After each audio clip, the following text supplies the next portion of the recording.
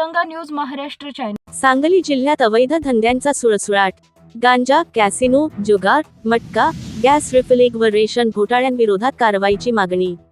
प्रशासनाचे दुर्लक्ष की संरक्षण? पुराव्यांसह पुढे येणार महावीर तात्या कांबळे। सांगली जिल्ह्यात गांजा विक्री, कॅसिनो पद्धतीचे जुगार अड्डे, मटका, बेकायदेशीर गॅस रिफिलिंग आणि रास्तधान्य दुकानांतील गैरप्रकार यामुळे सर्वसामान्य नागरिकांचे आयुष्य उद्ध्वस्त होत असल्याचा गंभीर आरोप Republican Party of India Athawale गटचे पश्चिम महाराष्ट्र सहसचिव महावीर तात्या कांबळे यांनी केला आहे। प्रशासनाचे जाणूनबुजून दुर्लक्ष किंवा काही ठिकाणी मिळणारे संरक्षण यामुळे हे अवैध धंदे उघडपणे सुरू असल्याचे त्यांनी म्हटले। तिरंगा न्यूज महाराष्ट्र साठी मुख्य संपादक सलीम भाई अत्तार। मी महावीर कांबळे, RPI पश्चिम महाराष्ट्र सहसचिव।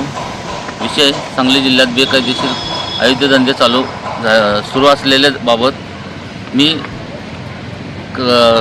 काही दिवसातच अवैध धंद्याच्या विषयी सर्व कागद मी गोळा करत आहे।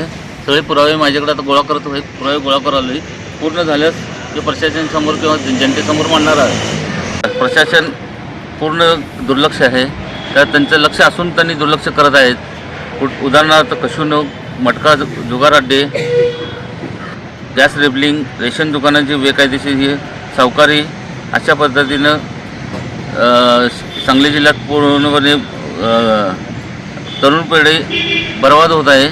त्या बाबतीत मी लवकरच ह्याचा पंचनामा करून शासनाला निर्देशन देणार आहे। व्हिडिओवर फोटो सादर करून नसेल हे एवढं होऊन सुद्धा नाही बंद झाल्यास आंदोलन किंवा उपोषण करण्यात येणार।